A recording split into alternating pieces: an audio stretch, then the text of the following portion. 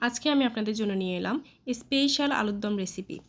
এটি আপনারা লুচি কিংবা পরোটার সাথে সকালের ব্রেকফাস্টে সার্ভ করতে পারবেন। চলুন মূল রান্নায় চলে যাই। প্রথমেই আমি আলুগুলোকে 80% সিদ্ধ করে নেব। সিদ্ধ করার পর আমি এগুলো একটি বাটিতে নিয়ে নিলাম। বাটিতে নিয়ে আমি এখানে একে একে দিয়ে দিব হলুদের গুঁড়ো এবং কিছুটা লবণ। এবার আমি আলুগুলোকে একটু ভালোভাবে মেখে নিব। তারপর আমি একটি কড়াইতে তেল গরম করে নিব।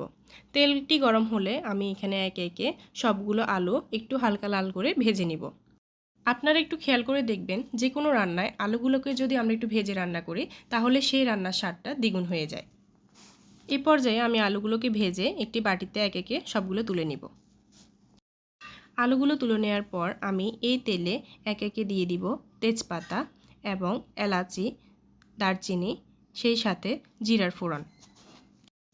কিছুক্ষণ নেড়ে চেড়ে আমি এখানে দিয়ে দিব জিরা বাটা, আদা বাটা। এবার আমি এগুলোকে ততক্ষণ নাড়তে থাকবো যতক্ষণ না এগুলো থেকে কাঁচা গন্ধটা চলে যায়। কাঁচা গন্ধটা চলে গেলে এবার আমি এতে দিয়ে দিব কিছুটা শুকনা মরিচ বাটা। কিছুক্ষণ ভালোভাবে নেড়ে চেড়ে আমি এতে দিয়ে দিব একটি টমেটো কুচি। টমেটো কুচিটা দিয়ে কিছুক্ষণ নেড়ে চেড়ে আমি এতে দিয়ে দিব অল্প পরিমাণ পানি। পানি দেওয়ার পর আমি এই মশলাটা ঠিক ততক্ষণ কষাবো যতক্ষণ না এর থেকে তেল বেরিয়ে আসছে। বেশ কিছুক্ষণ নাড়ানোর পর যখন এই মশলাটি থেকে তেল বেরিয়ে আসবে, ঠিক এই পর্যায়ে আমি ভেজে রাখা আলুগুলো একে একে দিয়ে দিব। আলুগুলো দেওয়ার পর আবারও কিছুক্ষণ নেড়েচেড়ে আমি এতে দিয়ে দিব পরিমাণ মতো পানি।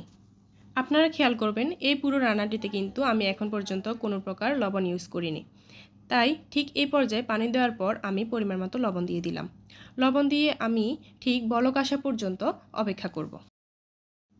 এবার দেখুন রান্নার কালারটা কতটা সুন্দর এসেছে।